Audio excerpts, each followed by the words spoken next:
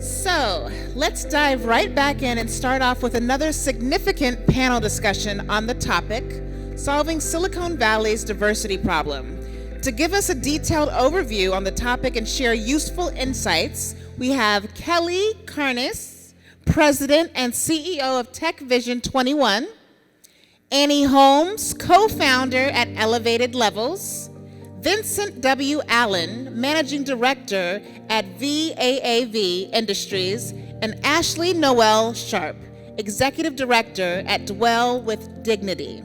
Can we have a round of applause for them, please? Take the stage. Hello. I know there's like 10 people in here, but it's going to feel like 10,000, so it's going to be awesome. Thank you guys for being here with us today. My name is Ashley Sharp, and I will be moderating this incredible panel, so thank you. I know that we're in the lunch coma stage. Enjoy taking the conversation. I'm just going to ask each of my panelists to introduce yourselves, and for a little icebreaker first.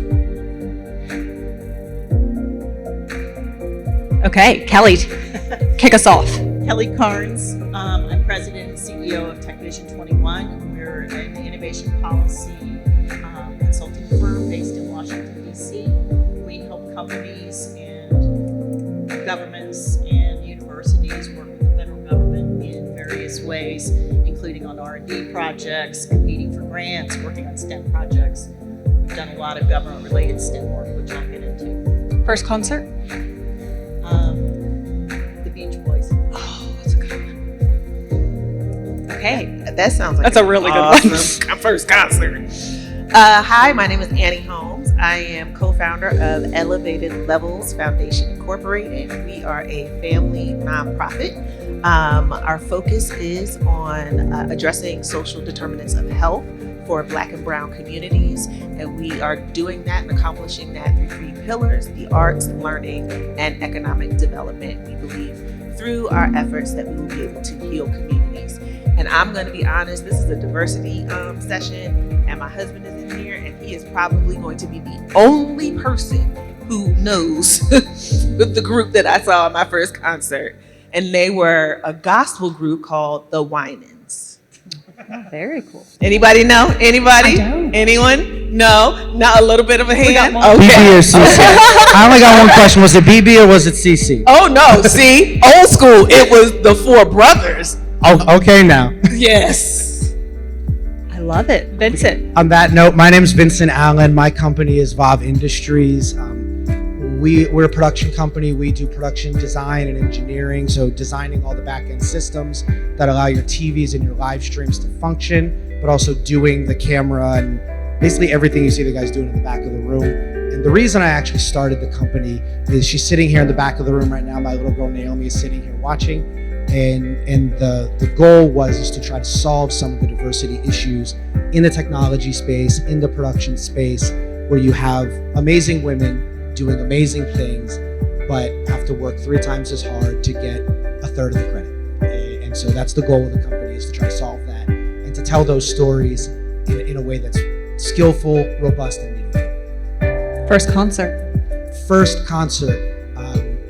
I don't know if anyone in this room is going to remember that, but the benefit when Premier Gorbachev came to the United States in '88. Oh, That was my first concert. wow. Jerry Seinfeld did a set. A significant amount of musicians were there. That would be my first. Yeah. Very Did cool. Gorbachev sing? He did not. Oh, He okay. did not. Unfortunately. I thought maybe he came in for an encore. I mean, no, he didn't. Oh. Okay, so I was in a meeting the other day, and we were talking about DE&I, and very bravely, I think, someone stopped the meeting and said, "Could you please tell me what DE&I is?" And I was kind of horrified, but then I realized that just because we talk about it all day doesn't mean that everyone else talks about it all day. So could each of you tell me what you believe DE&I is and why it's important? Yeah, we'll rock it down. Okay. I think that diversity has many elements. It includes the obvious age, gender, ethnicity, but I would go well beyond that to diversity of opinions, ideas, political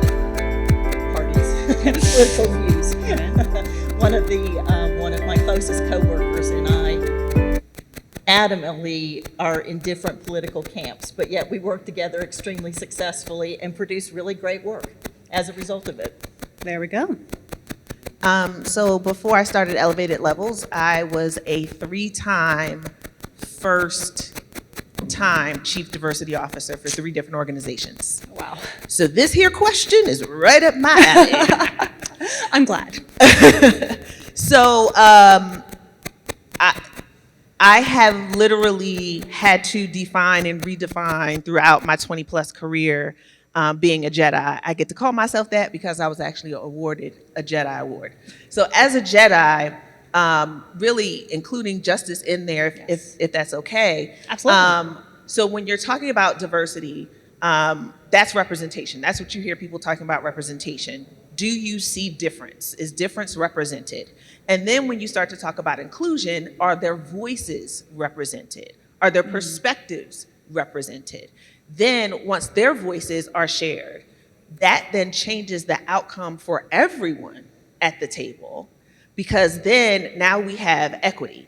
And once we accomplish equity, we get to spaces where policies are changed to better humanity versus policies being for compliance, right? And so how do we put the people in front of it so that we actually achieve justice? And so from my perspective, DEI really is about understanding not just representation is needed, but you got to have representation. You have to allow people their authentic voice and to speak to that, and then not take that away, but ensure that they continue to be a part of the story that needs to be told. I think for me, I mean, we heard earlier in a panel earlier talking about how to change the culture in our working places and things like that. And unfortunately, for better or for worse, that's usually lip service. It's a placebo, it's a sugar pill to hire someone who fits a specific criteria, a person of color, a woman, someone who's disabled in some meaningful way, to be the public face of, look, we're not racist, look, we're not sexist, look, our company isn't bigoted, don't dig too much into what we were doing during World War II or before the 1900s or whatever. So usually, unfortunately, usually it's a token to say, don't sue us, right? But I think what's important about it and what it means to me is providing those voices for people to say what needs to be said in a place that's safe, right? But giving them the equity that you spoke about, which is not the same as equality, and it's not saying, hey, this is a meritocracy, we don't see this difference or that difference or that difference, because what you're really doing is saying you don't see them at all. Well, and I know that this panel specifically is titled to address Silicon Valley, but this is an issue that we see everywhere. But why do you think a lot of this did start in Silicon Valley, and how have we seen that play out?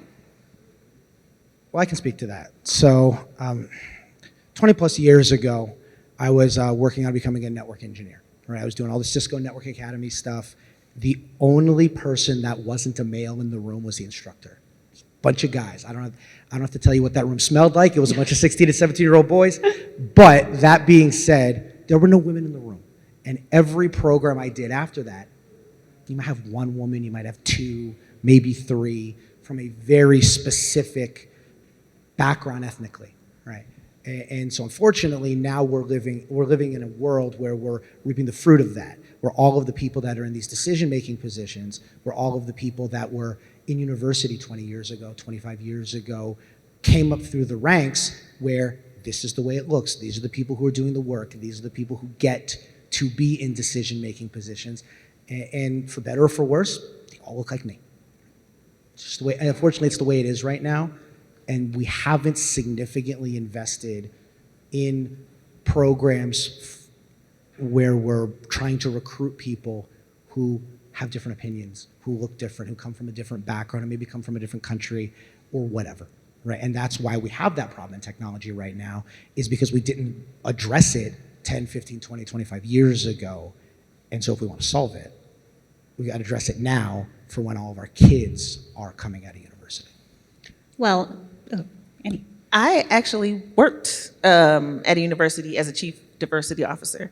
At Cal Poly in San Luis Obispo, California, I was the first chief diversity officer there, and I established the office. I established all of the programs, conducted the culture survey so that we could understand what the issues were, and then be able to communicate back out to all of our stakeholders, students, alum, anyone who was interested, town and gown, right? Anyone who participated in some way with the organization, we wanted to make sure that they had a positive experience. And we did it through a DEI lens. We were very open and honest about the fact that we were on a campus with 20,000 students, and there were 0.7% Black students on that campus in the state of California. That is problematic. So then you take the lower numbers. I think when I first started, we had 9% Latinx, and that's problematic in the state of California. By the time we left, we did increase our Latinx numbers, thankfully, to 13%, and we had gotten the African American numbers up to 1%. But what was interesting was I was able to be pulled into a lot of the conversations in recruiting and with some of the boards, so Boeing, your Apples, your like all of those big tech Silicon Valley companies were recruiting very heavily from Cal Poly. It's an engineering school, architecture school. Prime pick from Cal Poly. And because there was no strong population of students who were effectively, let's say, tracked from a K-12 education system into engineering fields to know that that was an option for them. Now you don't have anyone to pick from. You don't have anyone to provide that access for. So one of the things that I did while I was there was found out one of the Cal State Board of Directors had a charter school system. She had just started it out, and she was expanding it into her middle school. I worked out a partnership with her and her schools to bring her middle school students to the campus. When she was ready to start her high school, Cal Poly, their slogan is learn by doing. She created a learn by doing high school in Sacramento. And so then what she did was she created a critical mass of students who were qualified for that institution.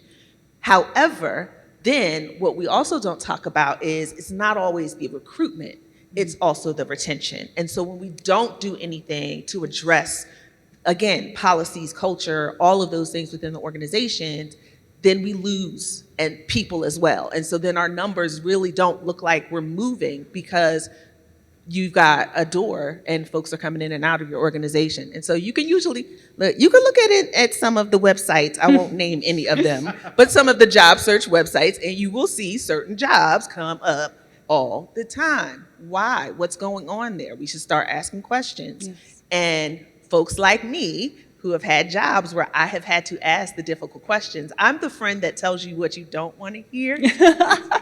And I'll do it with a smile because it's going to be better for all of us in the end. When we can get out of our own heads. Before we move on, I want to ask you a follow-up, Annie. So you were working with the university, and they had a 0.7% student population that was Latinx in a place that's historically Mexico?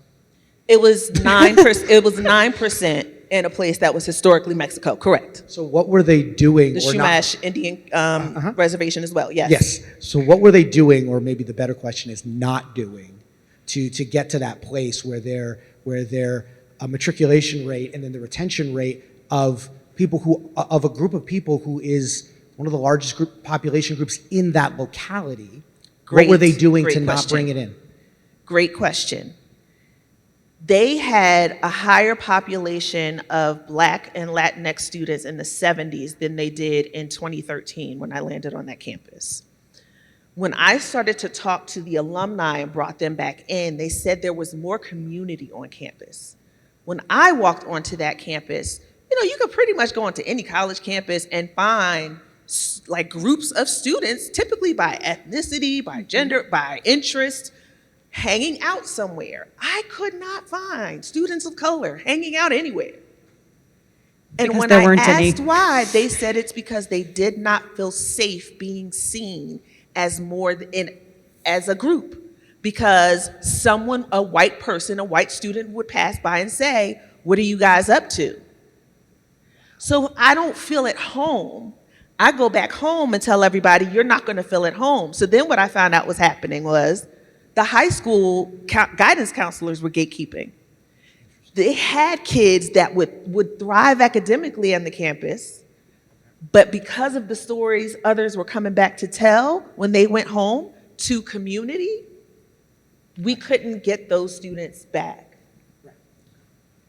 Well, and I would love to ask you, I mean, as a female founder and a CEO and someone who's actually worked on workforce development, how do you see that play out, and how can you encourage other voices to actually be in these rooms? Well, let me take a step back. I think it's not just a Silicon Valley problem, as you guys have said, it is a nationwide problem.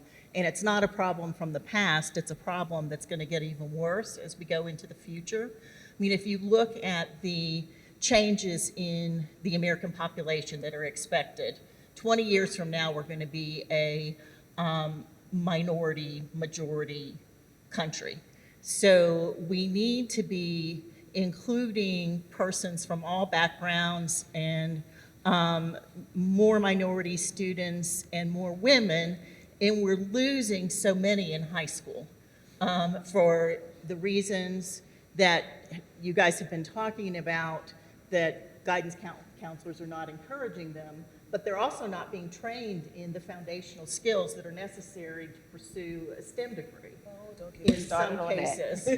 But do you think that that's a high school issue, or that's starting early on in their scholastic endeavors? It's starting early on. I mean, it's going through the entire K through 12 system. You have to give kids the opportunity to be excited about science and math and to want to pursue a tech career. And then you have to give them the foundational knowledge and skills and the background courses in STEM that allow them to pursue STEM in college. And the numbers are really stark. I mean, I think it's only 20-something% of computer science degrees go to women. Right. And only about 10% go to minority students. And we can't build the economy for the future on that foundation. I mean, what has given us our success for over 200 years is our culture of innovation. I mean, we have innovation written into the Constitution. It's always been the way America has succeeded, through war, through growth periods, through different industry sectors. And we really have to be focused on growing the economy and national security for the future. Let me just throw in here one thing. I've done a lot of work with the defense and industrial base companies, and they're really suffering because, in addition, they have the same needs, same tech needs as the private sector companies, but they're less attractive places to work because people perceive that they're making weapons rather than working in an R&D lab or doing something that's tech-based. And it is very, very challenging. They've got severe shortages on the horizon for computer scientists, engineers, and microelectronics people. It's severe issues with microelectronics. So I've had a lot of, I know I look like I'm 27, but I've had a lot of jobs. So the last job I had before stepping into my entrepreneurial role, I actually worked for a national organization that worked with all of the states in the U.S. Department of Education as well as the U.S. territories. When COVID happened, we all got on Zoom, and I got on with all of those state leaders, and I said, if you are not committed to innovating right now, the K-12 education system is going to fall apart. It's not going to survive COVID. We did not innovate. It is not surviving COVID. And to be honest, I know we haven't gotten to the answer, but I think the answer, not just for Silicon Valley, but for everyone, is we have to either strategize on, are we going to dismantle systems and rebuild them? Or are we going to allow for other systems to grow authentically based out of the community members who are building them? And if you want to learn more about that, read up on Paulo Freire. Well, one of the things that makes me think about is we talk about the pandemic and everything that did and didn't happen, and there's a lot to discuss, right? But there are two things that I want to just bring to the forefront. One, every number that you could look at suggests that every human on Earth who was of working age was 200% more effective during COVID than they had been in the 10 years prior. Now, on the coattails of that is that you have a significant amount of large companies that leverage that and used the work from home capability during the pandemic to force women out of the workforce in numbers we haven't seen since the 60s and 70s, where you have, I mean, we're all adults here for the most part. You know what happens when you take adults, lock them in their house for 2 years and say you can't leave? You're gonna have a baby boom. That's what's gonna happen, right? And so historically, the cultural expectations, at least in this country, are that that's a woman's job. That's not true. Like, I'm a single father. Like, there are plenty of men out there who can do the job and do the job, but from a professional standpoint, these companies, they used it as leverage to say, excuse me, ma'am, yes, you can work from home if you'd like to, but you're gonna take 70 cents on the dollar. And because their partner could, because of wage gap conversations, could make more money, a lot of these women took those opportunities to be at home, because in a major city, childcare is basically a full salary. And so I think we need to, if we're gonna solve this in our lifetimes, we need to start having conversations not about the technology or who's doing what, but the cultural dynamics at play that say you get to do this and you get to do that. And I think we were talking about where it starts. Well, I gotta tell you, as a girl dad, I get very frustrated around her birthday and around Christmas time when she wants something that is traditionally a toy that's meant for a boy. And you can't go on to any website where you could buy a toy and see a toy kitchen set in a traditional boy color. They don't make them. And you don't see toy drill presses or any of this other kind of stuff in colors we traditionally associate with young girls. And I think that's where the problem starts, because every one of us in this room who works in technology didn't just discover it in undergrad, right? We all started by liking things that were traditionally considered nerdy or whatever. Absolutely. And just running with the damn thing, right? And figuring stuff out, tinkering with stuff, and just playing around until we figured out who we were and what we wanted to do. And if we're not marketing those kinds of things in a gender neutral sort of way, then we're gonna have this problem when my 8-year-old has grandkids. I mean, that's the reality. I'm currently expecting, and my stepdaughter asked me very cutely, "Oh my gosh, you still have to work when you're pregnant?" Yes, I do. I will work until the moment I'm in labor. Thank you so much. But that is the ideology. You have to work harder. I have to work, exactly. I have to work hard. As a working mother, I have to work harder than anyone else because I have to prove that the baby isn't slowing me down. But how do we stop these ideologies? I think that's so difficult. This is something that's obviously ingrained in them since birth, but how do we change the conversation, like you were saying, the marketing, how we represent these opportunities? And I'm going to go ahead and throw in some extra stress here. Obviously, we've all heard about SCOTUS and affirmative. So these numbers are already so low for women, especially in these spaces, and minorities, and now what's going to happen? I mean, I can't even imagine how much lower these numbers are going to look. You've raised a big issue. Most of the experts, at least that I've been reading recently, seem to think there's going to be a dramatic drop-off, and there doesn't seem to be any response yet. Of course, it's early. It's very early.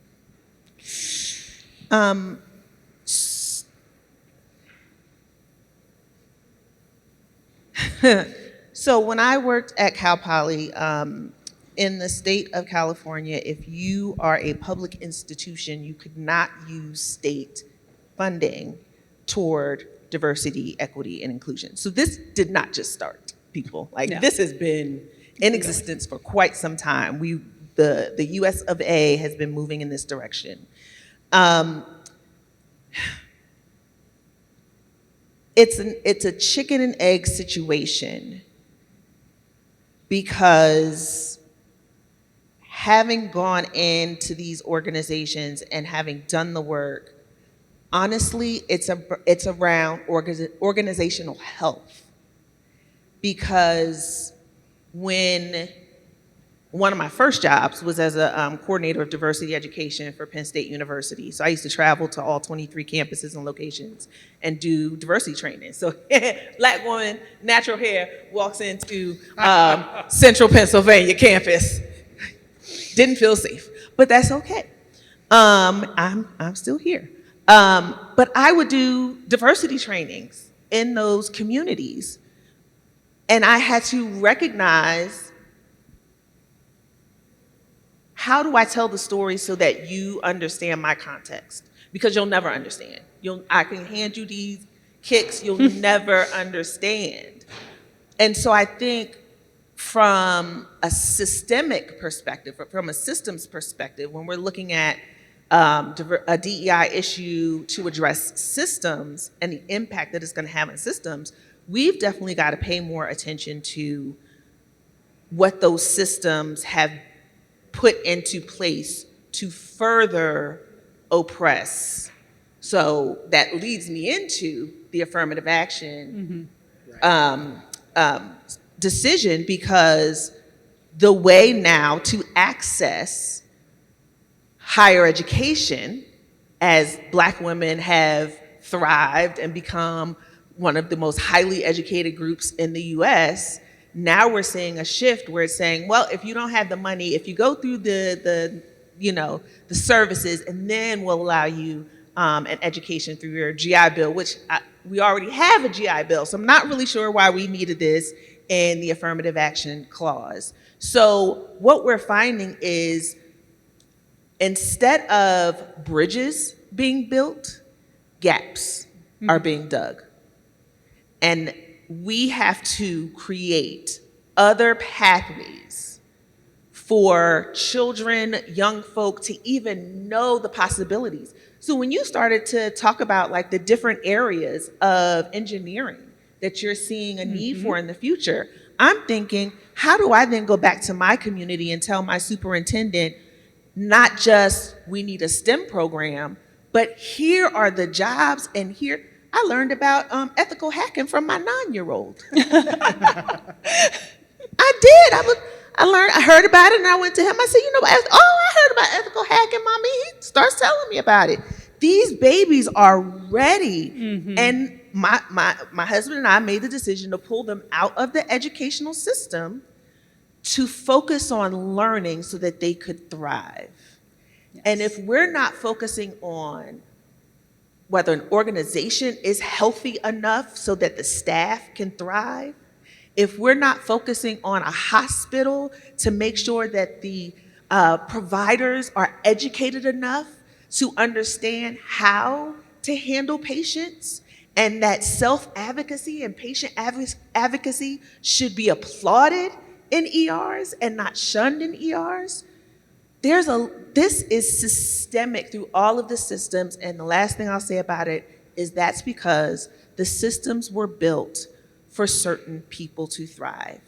And those of us who are in this room, many of us who are in this room, were not included in that group, that the education system, that the industrialization, all of the systems were created for. We were not a part of that. So we've got some choices to make, and I've got some Gen Zers at home that are just like, just burn it all down, Ma, just burn it all down. Woo. Yeah, well, I will add, these are not complete solutions, but there are a good number of outstanding programs that are growing up in the K through 12 arena that are having success. One of them is FIRST, for Inspiration of Science and Recognition of Science and Technology, run by a gentleman named Dean Kamen, who was an inventor. He developed the insulin pump and a stair climbing wheelchair, a real entrepreneur and innovator. And he had the idea of kids love sports. Let's make a game out of this. So he created a program where the kids build robots, and then the robots compete against each other in a different game. They throw rings or they shoot basketballs or whatever. And that program started out with 5 or 6 schools, and it's now several hundred. Still not big enough, right? And it does attract a really great community of kids. They have all girls teams, they have blended teams, they have small teams. Some schools are small and they can only get 5 or 6 people together, and then some have 50. And the great thing about the program is that companies have started to recognize it, and almost every single kid that comes out of that program gets a scholarship somewhere. So it's great. It's So amazing. as a follow-up to that, that's great. I mean, that's a great Put your girls first. initial step, right? Amen. But how do we then take a program like that? I mean, listen, to run a robotics program requires so much capital, right? It's an expensive program to run, and I think we all know, like communities all over this country, we know the communities that are going to be able to afford to have those programs and to bring people in from the community that have an expertise in coding or the mechanical engineering, the robotics or whatever. And we all know the places that will not be able to afford to. Like where I'm from in New York City, South Bronx is one of the poorest congressional districts in the country. But if you go, the entire island of Manhattan is 8 miles long. South Bronx is right across the water from that. If you go down to Battery Park City, the public schools have marble on the floor. So how do we then take that and marry that to what we're all talking about today and be able to build these programs that are sustainable at scale for everybody? Because that's the core of the issue, in my opinion. Well, and I would love to talk about socioeconomic issues, especially people who work in tech companies who are not in tech positions. Just because you work for Apple does not mean you are an engineer. And so I think that there's a huge divide in people who are not even able to live in the area where they work because they're being pushed out. And how do we deal with that disparity for people who work for these companies? But every organization needs janitorial, they need marketing, they need HR, and those opportunities and that pay, quite frankly, is not equal. Not in the slightest. And I think what you're really talking about, if we're going to talk open the socioeconomic can of worms, what we're really talking about is gentrification. And what we're really talking about is communities, mostly communities of color, that have lived in a specific locality for generations. And in some places, like on the East Coast, there's rent control laws. Other places, things work differently. But they've been there for a very long time, and then they get pushed out by a large developer who then takes a building and knocks it down or guts it, turns around and resells those apartments for quadruple what they were going for, and then appropriates the culture of that community. There is a place, again, in the Bronx in New York, where they did this a few years ago, and they tried. At first, they tried to call the South Bronx Sobro, and you would know because you're from Newark, how that went over in the South Bronx. People were ready to fight, and then they did it again, and they tried to call it the Piano District, and people were again ready to fight because what they had done was they had taken a series of old tenement buildings, gutted them, taken a 10 or 12 unit building, made it a 6-unit building, and made them into these luxury lofts, and then cleaned up, took away all of the graffiti, which is cultural in that part of the world, and then put a wrought iron sculpture of graffiti out front, and then charged 5 to 8 times what people were paying in that neighborhood. And I heard the snickering because it is ridiculous. And that's not just happening where I'm from in New York City. It's happening in every major city in this country. And until we can address that, that's going to have to be legislated because we live in a capitalistic society, and large hedge funds and whatever are not going to stop doing it. Right? So performative. It really, really is. Oh my God. It's sick. But the question is then, how do you solve that, right? How do you solve that can we legislate something nationally and then it becomes a states' rights issue and then SCOTUS gets involved? Or does it have to be a state by state or community by community basis? Because if we go state by state, we all know what's going to happen. It's going to look very much like education and reproductive rights and every other hot button issue we could talk about, where there are going to be some states that are going to do it really well and everyone gets a seat at the table and gets a bite at the apple, and other states where it's the 1940s again. I feel like you're looking at me because I live in Texas, and I may feel judged have by been, that statement. right? I mean, but we were talking about this over lunch. I mean, there are some places in this country who the political apparatus, whether they succeed or fail, they make an effort to try to move forward. And there are other places that are actively trying to move us backwards. right? And it's a conversation that we have to continue having, because there are no easy answers here, right? There aren't, unfortunately. I would also love us to talk about neurodiversity, if you guys would like to.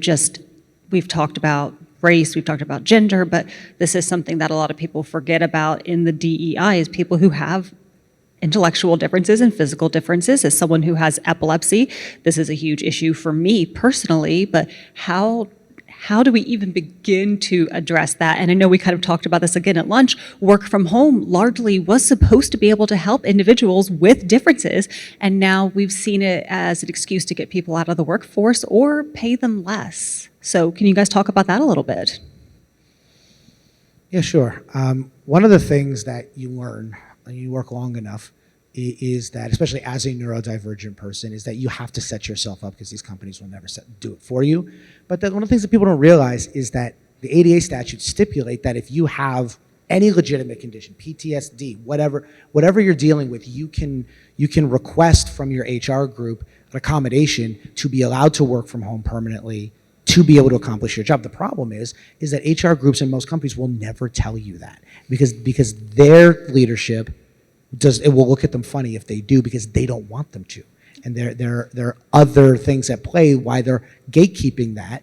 But I think the first part of it starts with education of those of us who would like to take advantage of those accommodations, need to educate ourselves about them, because they're never going to do it for us.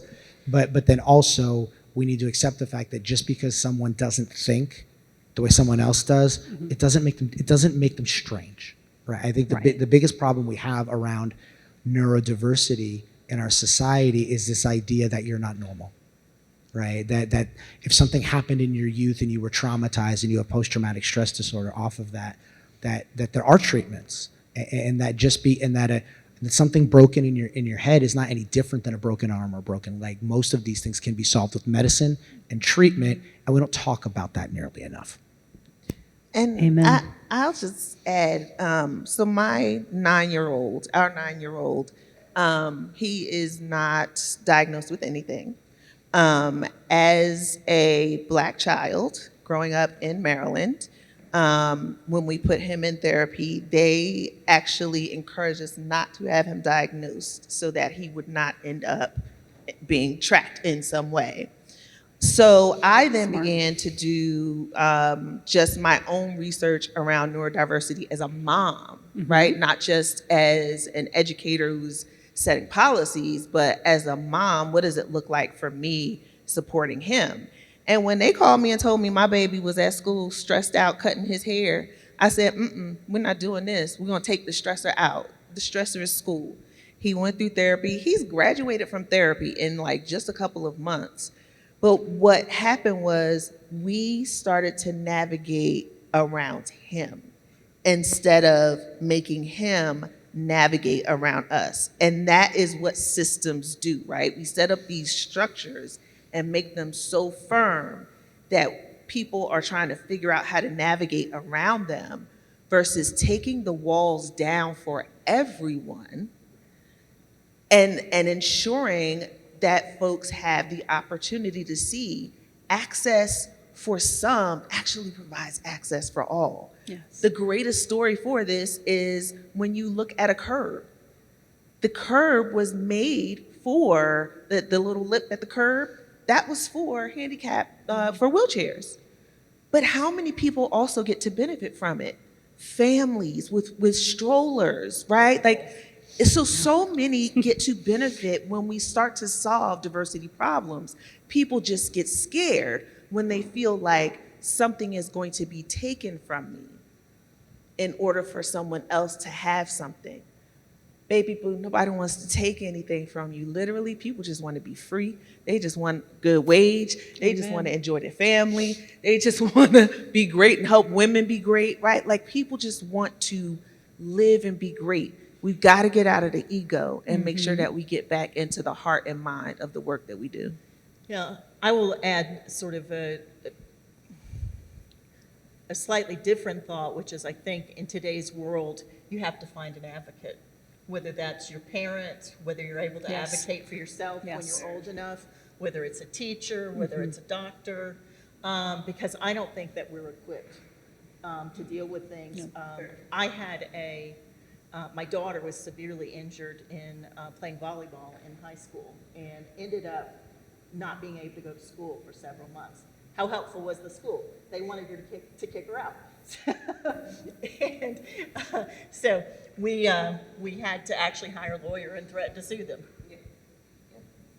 I mean, unfortunately, that's what it takes a lot of times, right? You have to have multiple voices saying, I will litigate and I will come for your entire, if it's a school, for example, teacher's retirement fund, or I'm coming for all your profits this quarter, and everyone else here. Unfortunately, in this country, it takes a class action. But that to make takes things resources and knowledge and time that most people do not have. happen. 1,000%. I mean, it requires We don't. It requires people with, like you said, the knowledge and the access, but also the heart and the empathy to give a damn. And unfortunately, Yes. a lot of people that are in those positions, the only advocate that they're ever going to have is either themselves Yes. or some sort of a legal clinic or a legal defense fund that are supremely understaffed and underfunded and do not have the resources to take on a whole class action by themselves. And so things just are allowed to slide, and they slide and they slide a little further and they slide a little further until we end up in a situation where we are now. Well, and I think there's even a deeper issue. Think about how many people it's the year 2023, how many people have been traumatized in the school system?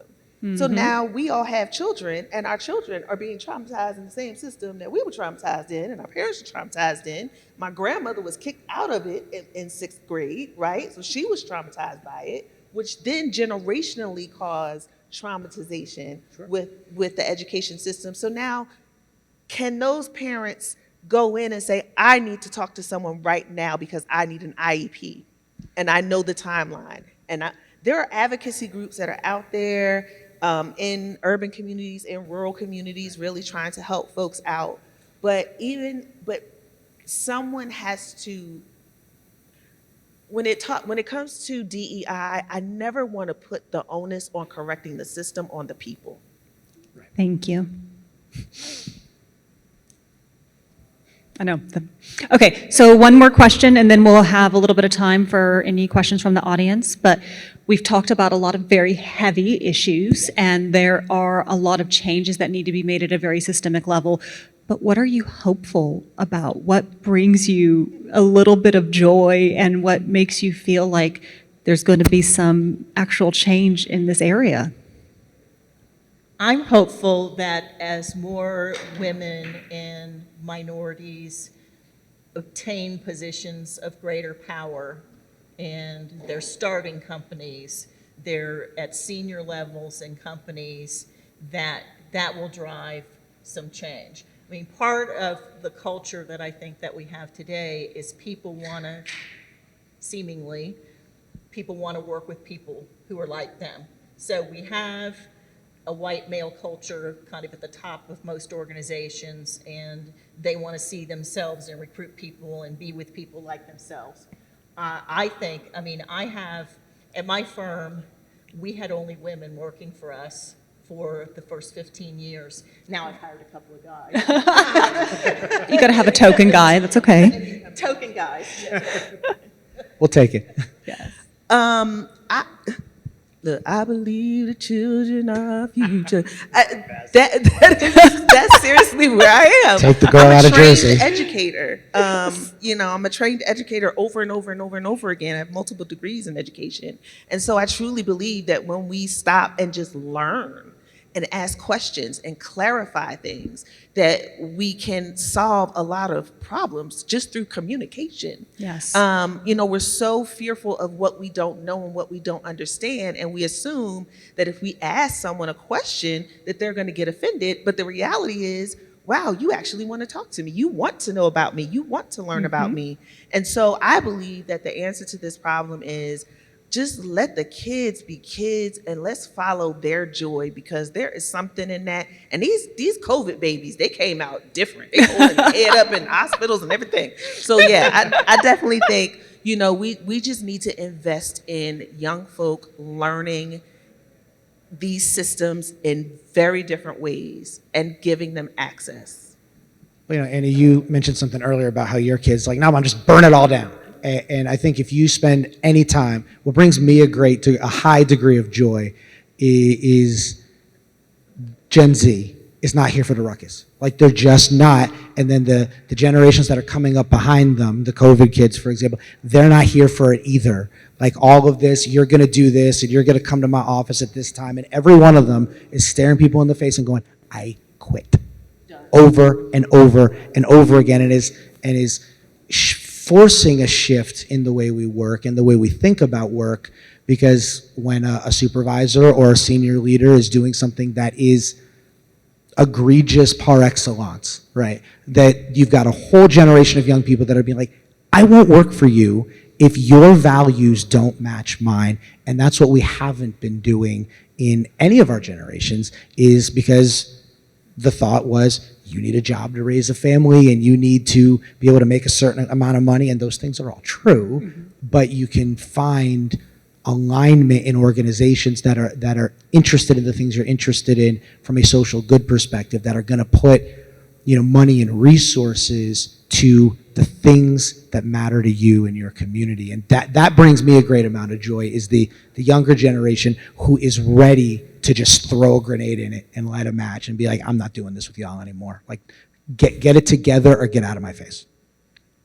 Thank you so much. Can we get a round of applause for our amazing panel?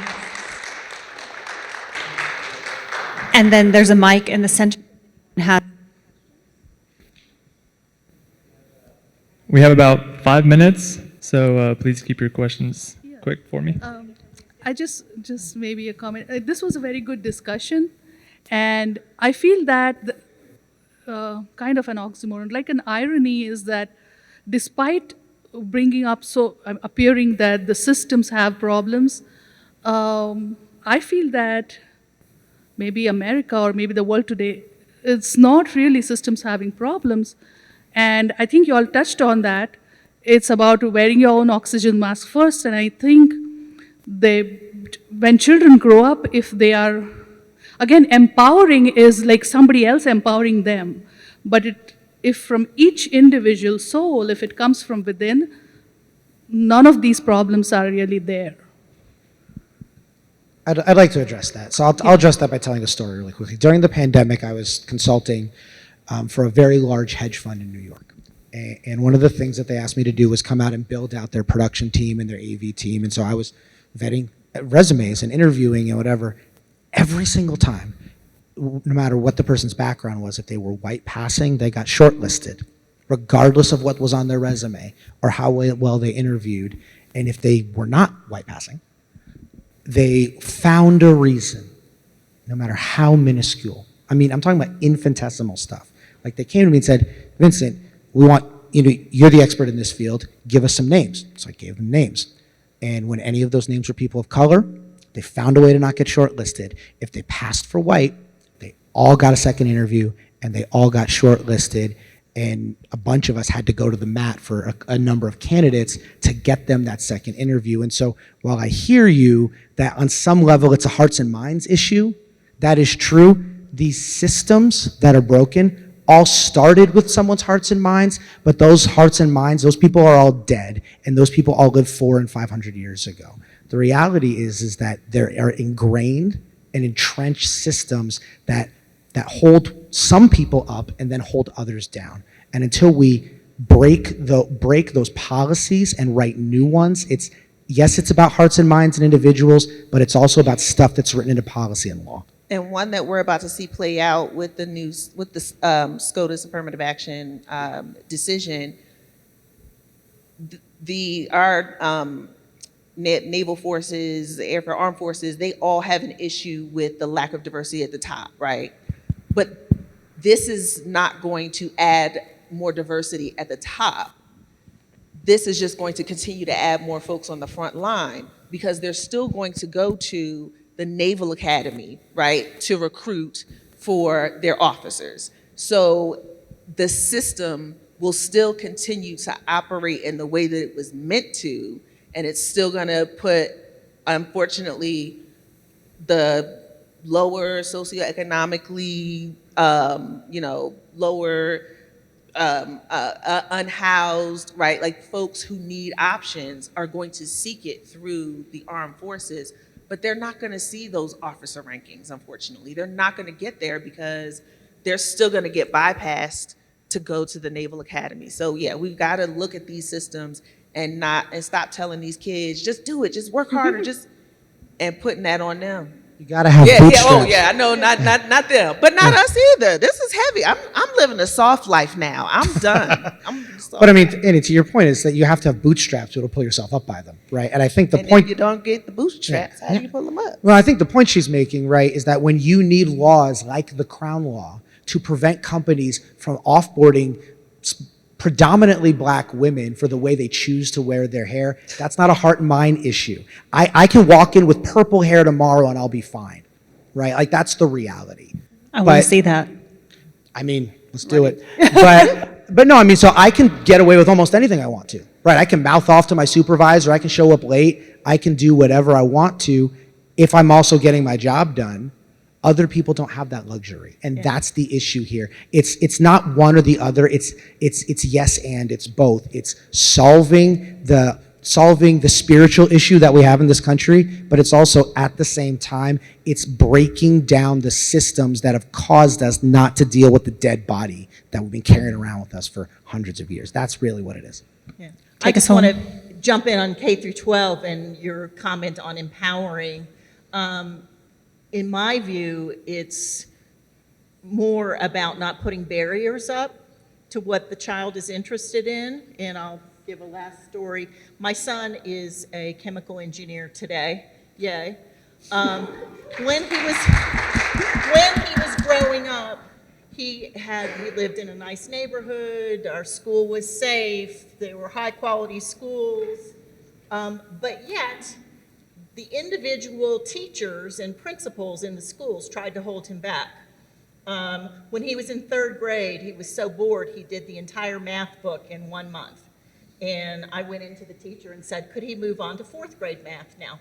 Oh no, that would not be fair to the other children. Right. And I was like, he's very good at math. You don't want him to lose interest.